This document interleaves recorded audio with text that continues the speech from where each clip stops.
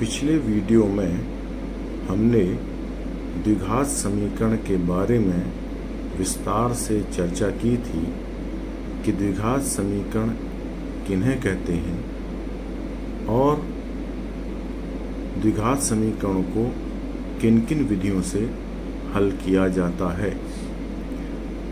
आज के इस वीडियो में हम द्विघात समीकरण के मूलों की प्रकृति यानी quadratic nature of roots of quadratic equation को विस्तार से पढ़ेंगे और बिना समीकरण को हल किए ये जानेंगे कि मूलों की प्रकृति किस प्रकार की है, अर्थात मूल वास्तविक हैं या काल्पनिक। अगर वास्तविक हैं तो भिन्न भिन्न मूल हैं या समान मूल हैं। निम्न तीन उदाहरणों को हमने सूत्र विधि से हल किया है, जिसमें पहला उदाहरण है x² + 5x + 6 = 0। इस समीकरण में x² गुणांक a बराबर 1, b बराबर x का गुणांक 5 और c अचर पद है 6। सूत्र x बराबर -b ± वर्गमूल b² - 4ac बटा 2a में abc के मानों को रखें तो सरल करने पे हमें प्राप्त होता है -b की जगह पे -5 और ± वर्गमूल b² - 4ac की जगह पे 1 प्राप्त होता है और सरल करने पे इसके मूल -2 और -3 मिलते हैं।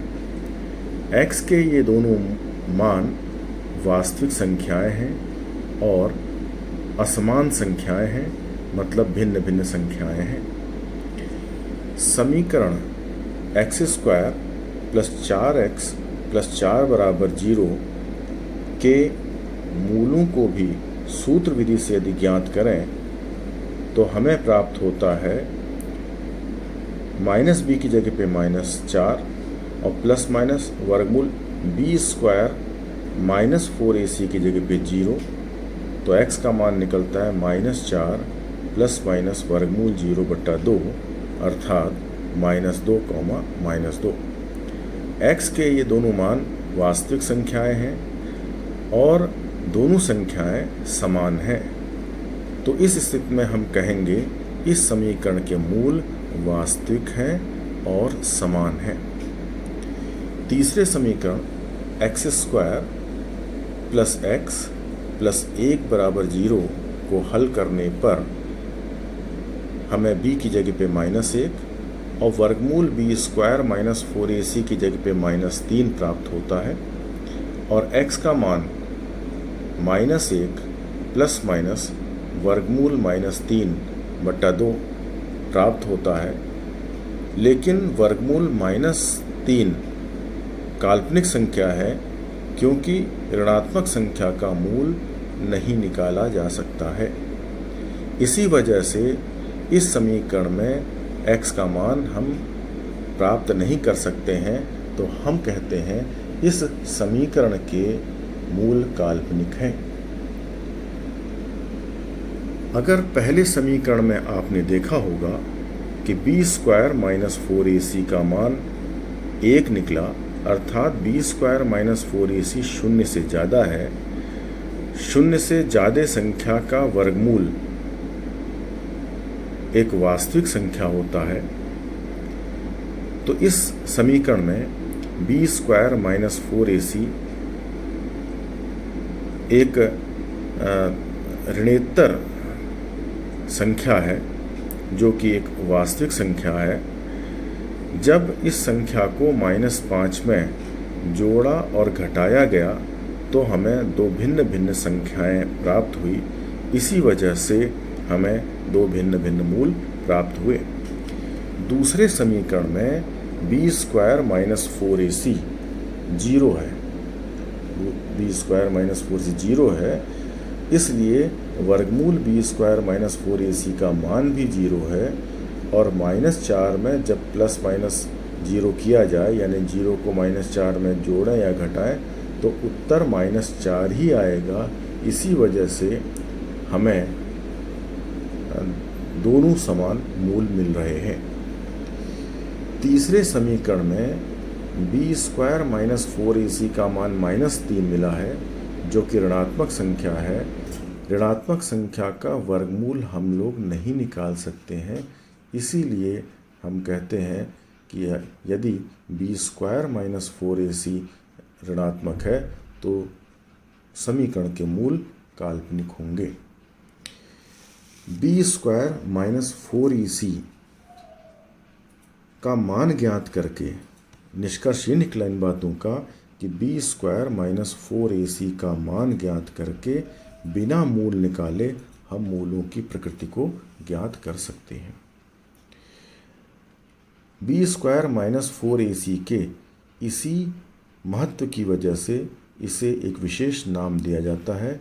बी स्क्वायर माइनस 4ac को विविक्त कर अर्थात डिस्क्रिमिनेंट कहा जाता है और उसे डी से प्रदर्शित किया जाता है। अभी तक के सारे व्याख्या को अगर निचोड़ा जाए तो जो हमें निष्कर्ष मिलता है, यदि किसी समीकरण का d 0 से बड़ा है तो मूल वास्तविक और असमान होंगे, अर्थात वास्तविक और भिन्न भिन्न होंगे। इसकी उल्टी बात भी सही है, इसका कन्वर्स भी सही है।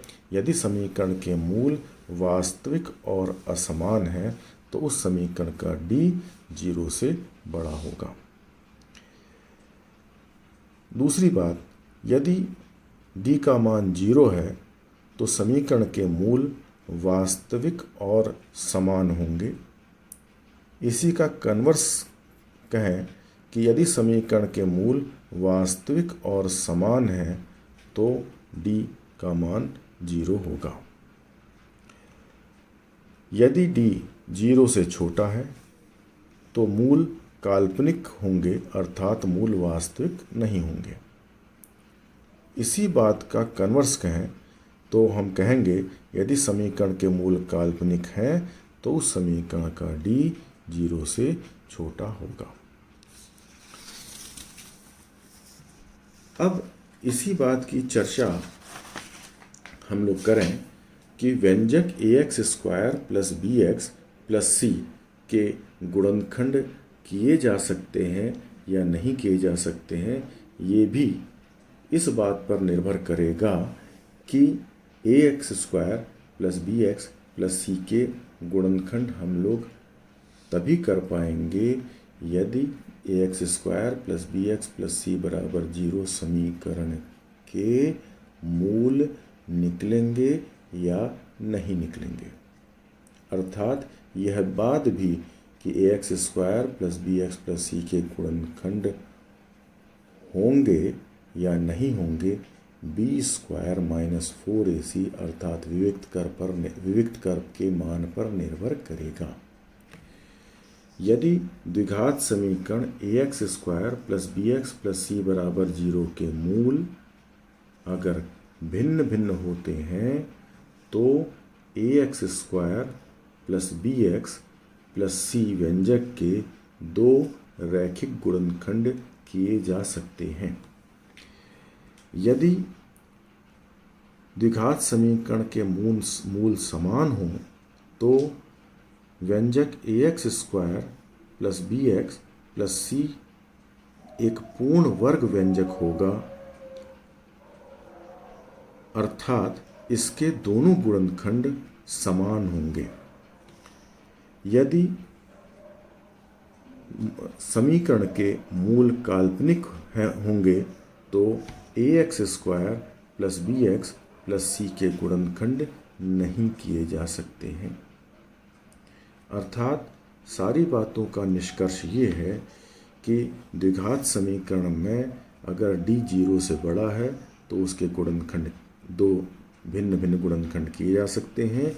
यदि d 0 के बराबर है तो व्यंजक ax square plus bx plus C एक पूर्ण वर्ग होगा, और अगर d 0 से छोटा है तो ax square plus bx plus C के गुणनखंड नहीं किए जा सकते हैं।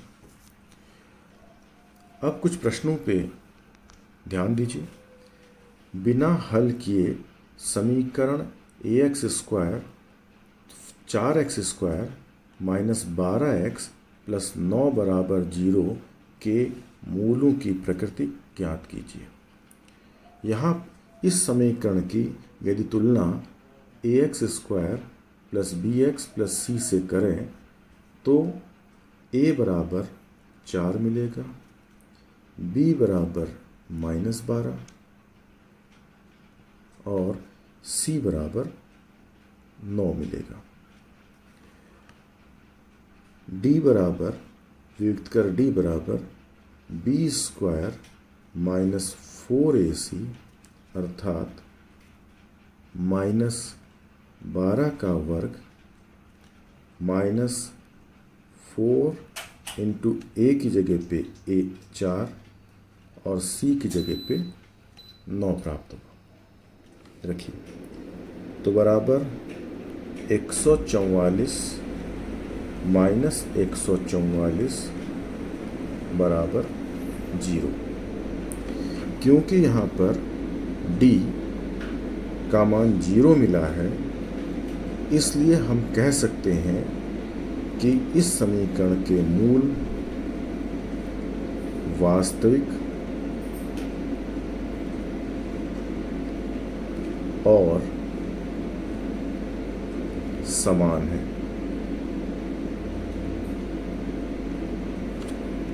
ध्यान दीजिएगा, अगर प्रश्न में ये पूछा जाता कि क्या 4x square minus 12x plus 9 equal to 0 को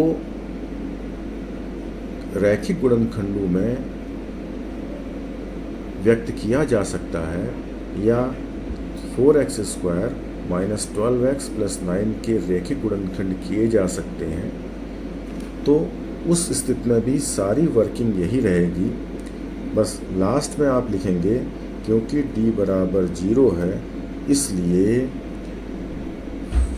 4x square minus 12x plus 9 equal to 0 एक पूर्ण वर्ग होगा, अर्थात इसके गुणनखंड हो जाएंगे।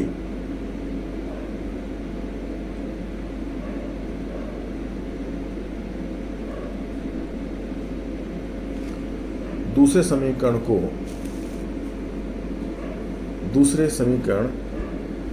2x square minus 4x plus 3 बराबर 0 के मूलों की प्रकृति हमें ज्ञात करनी है। दूसरे प्रश्न में, इस प्रश्न में a बराबर 2, b बराबर -4, c बराबर 3, वियुक्त कर d बराबर b स्क्वायर माइनस 4ac बराबर -4 square minus 4 into a 2 into c 3 बराबर 16 माइनस 24 बराबर -8। क्योंकि d 0 से छोटा है इसलिए हम कह सकते हैं कि मूल काल्पनिक होंगे।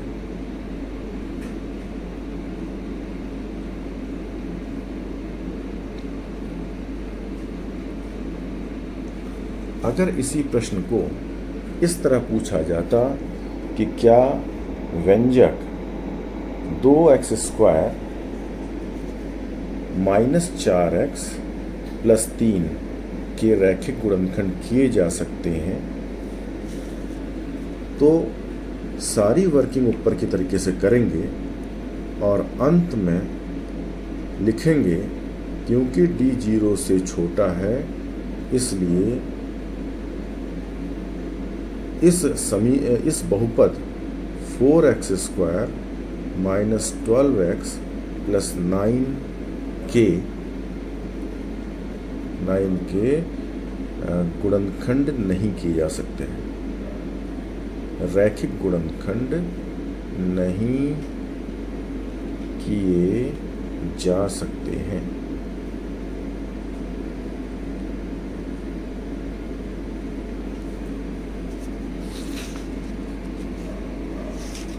एक और प्रश्न को हम लोग ध्यान देंगे। प्रश्न है समीकरण x square plus 2x minus 5/2 बराबर 0 में 3 प्रश्न पूछे गए हैं। पहला प्रश्न पूछा गया विविक्तकर ज्ञात कीजिए। दूसरा प्रश्न पूछा गया है मूलों की प्रकृति ज्ञात कीजिए कि मूल कैसे हैं। तीसरा प्रश्न है यदि मूल वास्तविक हैं तो उन्हें ज्ञात कीजिए। और चौथा प्रश्न है x square plus 2x minus 5/2 के गुणनखंड कीजिए।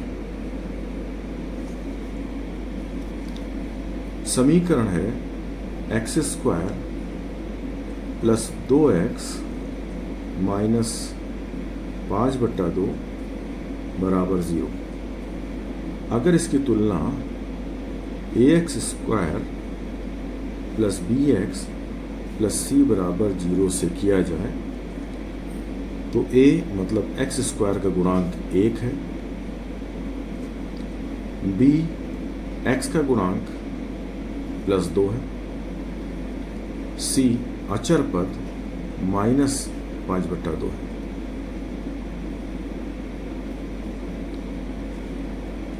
विविक्तकर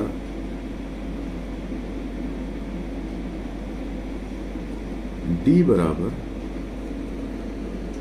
b स्क्वायर माइनस 4ac,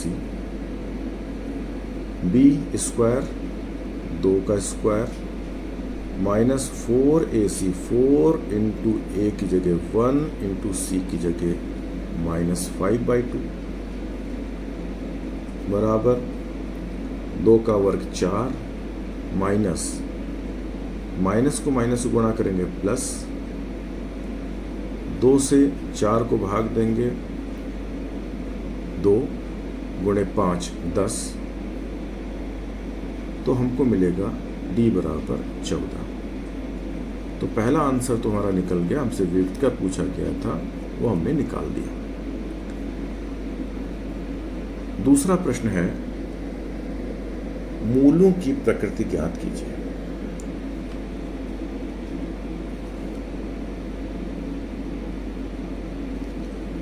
मूल क्योंकि d 0 से बड़ा है तो हम कहेंगे कि मूल वास्तविक तथा असमान है।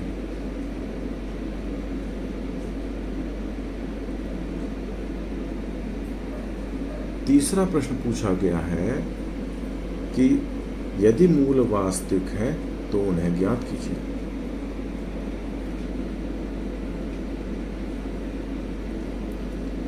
सूत्र लगाएं x बराबर माइनस b प्लस माइनस वर्गमूल b square minus 4ac, b square minus 4ac की जगह सूत्र में d लिख रहे हैं upon 2a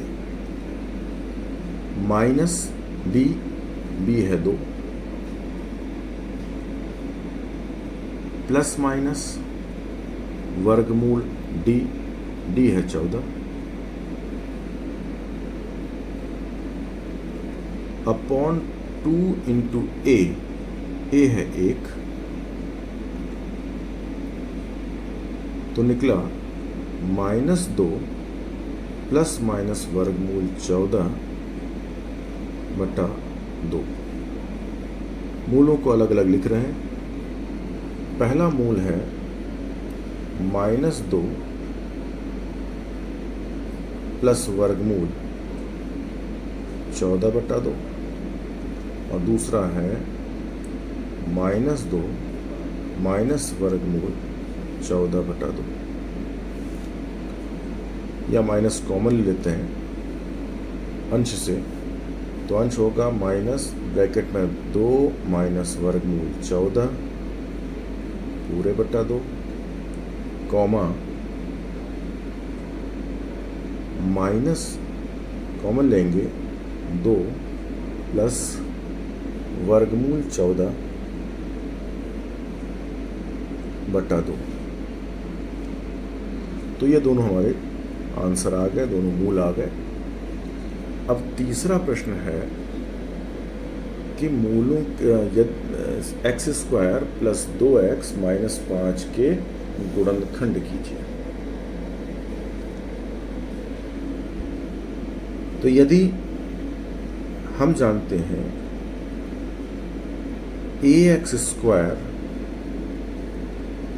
plus bx plus c के शून्यक अगर अल्फा और बीटा है, या कहने का मतलब है समीकरण ax² plus bx plus c के बराबर 0 के मूल अल्फा बीटा है, तो इस व्यंजक के गुणनखंड होंगे a into x minus alpha, x minus पहला मूल, into x minus beta, x minus दूसरा मूल। तो यहाँ पर होगा, व्यंजक दिया गया था x² plus 2x minus 5/2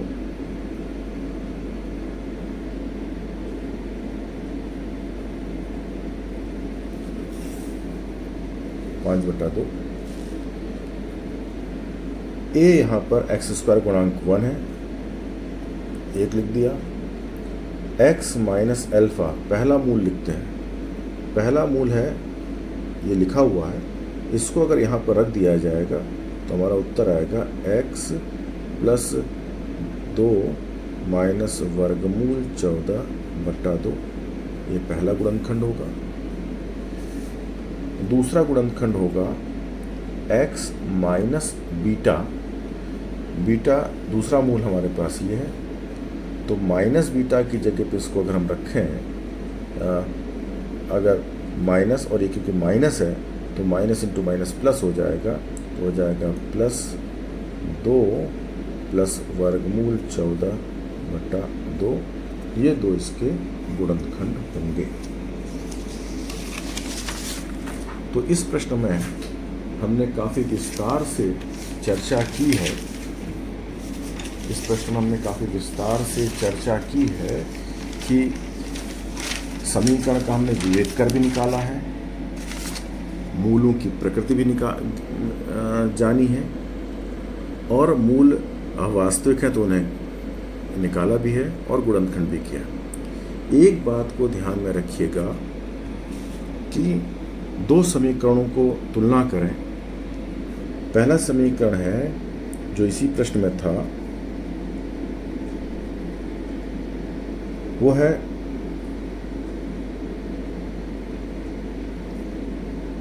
x²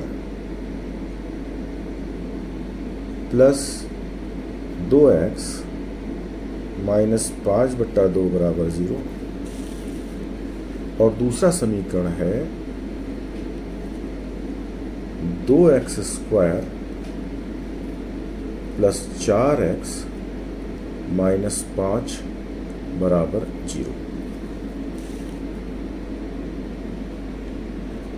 ध्यान दिया होगा कि पहले समीकरण को अगर हम 2 से गुणा करें, यानी पहले समीकरण हर पद को 2 से गुणा करें, तो दूसरा समीकरण हमको प्राप्त होता है 2x² प्लस 2 दूना 4x माइनस 5/2 गुणे 2 5, तो माइनस 5/0।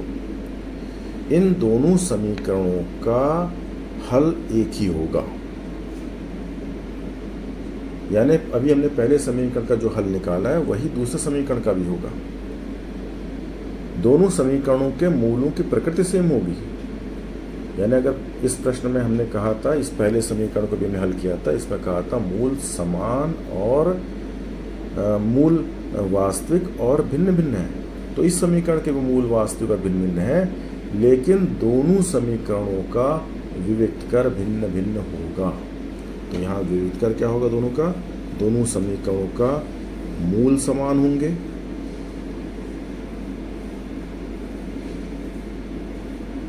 मूलों की प्रकृति समान होगी,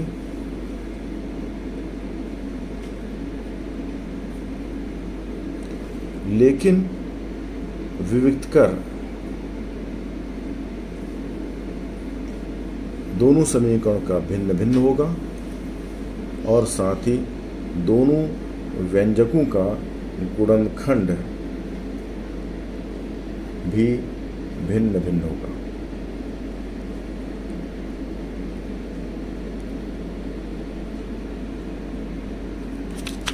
एक और प्रश्न को हम ध्यान देंगे।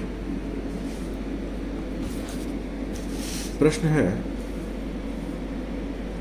k के किस मान के लिए समीकरण 2x square minus 5x plus k बराबर 0, यहाँ के मूल समान होंगे।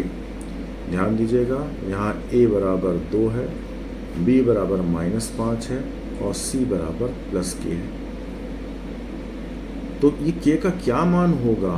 k की जगह कौन सी संख्या रखी जाए कि इस समीकरण के मूल समान होंगे, हमको ये निकालना है। इसी प्रश्न को इस तरीके से पूछा जा सकता है कि k के किस मान के लिए व्यंजक 2x square minus 5x plus k पूर्ण वर्ग है। दोनों प्रश्नों में एक ही वर्किंग होगी। तो पहली बात तो इस समीकरण दिया था 2x square minus 5x plus k equal to 0। यहाँ पर a बराबर 2, b इक्वल टू -5 और c इक्वल टू k है। क्योंकि कहा गया है मूल समान है, क्योंकि मूल समान है तो इससे हम निष्कर्ष निकालते हैं कि इस समीकरण का d 0 है। मतलब इस समीकरण का b स्क्वायर माइनस 4ac 0 है। b स्क्वायर माइनस 5 का square minus 4ac 4 into a 2 into c k equal to 0। 25 minus 8 के बराबर 0। अब k के लिए सरल कर लीजिए, तो माइनस 8 के बराबर 25 माइनस 25, माइनस माइनस कट जाएगा तो k बराबर 25/8, यही हमारा उत्तर होगा।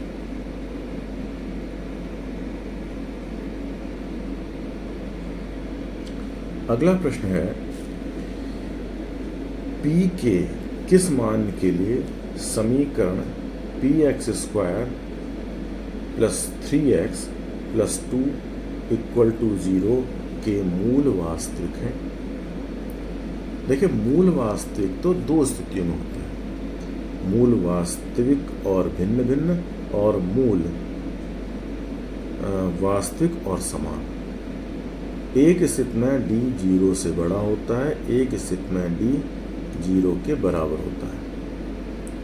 तो हम यहाँ पर ये निष्कर्ष निकालेंगे कि अगर मूल वास्तविक है तो उसका d 0 या 0 से बड़ा होगा। समीकरण है px square plus 3x plus 2 equal to 0। यहाँ पर a इक्वल टू p है, b x का गुणांक 3 है, c अचर पद 2 है, यानी a p है, b 3 है और c 2 है। तो समीकरण में कहा गया क्योंकि मूल वास्तविक है इसलिए d 0 या 0 से बड़ा है। यानी मूल वास्तविक होने पे बी स्क्वायर माइनस 4ac 0 या 0 से बड़ा है। बी स्क्वायर मतलब 3 का वर्ग माइनस 4ac 4 इंटू ए की जगह p इंटू सी की जगह 2 इज ग्रेटर देन और इक्वल टू 0। मतलब 9 minus 8p is greater than और इक्वल टू 0। या पदों का पक्षांतर करें, p वाला पद बाईं ओर बगैर p वाला दाहिनी ओर ले जाए तो प्लस 9 उधर जाएगा, दाहिने पक्ष में जाएगा माइनस 9 हो जाएगा। अब p को फ्री करने के लिए, p के गुणांक को 1 बनाने के लिए पूरे इनइक्वलिटी को -8 से डिवाइड कर दीजिए, -8 से भाग कर दीजिए। तो बाईं ओर p रहेगा, दाहिनी ओर रहेगा -9 बट्टा -8, क्योंकि -8 p को गुणा कर रहा था, उधर जाएगा भाग करेगा। इस इनइक्वलिटी में अगर ऋणात्मक संख्या से भाग करते हैं तो जो इनइक्वलिटी है बड़ा है छोटे में बदल जाएगा। तो अब यहाँ आ जाएगा p छोटा है या बराबर है -9 बटा 8, अर्थात p छोटा है या बराबर है 9 बट्टे 8 के। यही हमारा उत्तर होगा। तो मूलों की प्रकृति को विस्तार से हमने यहाँ चर्चा की है। जैसा आपने इस वीडियो के पहले भाग में देखा होगा कि द्विघात समीकरण कैसे हल किए जाते हैं, कौन कौन सी विधियाँ हैं, उसकी विस्तार से हमने चर्चा की थी। आज हमने द्विघात समीकरण के मूलों की प्रकृति, उसके मूल कैसे होते हैं, उसके मूल वास्तविक हैं या काल्पनिक हैं आदि की चर्चा विस्तार से की थी, जैसा आपने सबसे पहले पेज पे देखा था। और अब इस वीडियो के अगले भाग, जो तीसरा भाग होगा, तो उस भाग में हम द्विघात समीकरणों पर आधारित शब्द समस्याओं को विस्तार से अध्ययन करेंगे। धन्यवाद।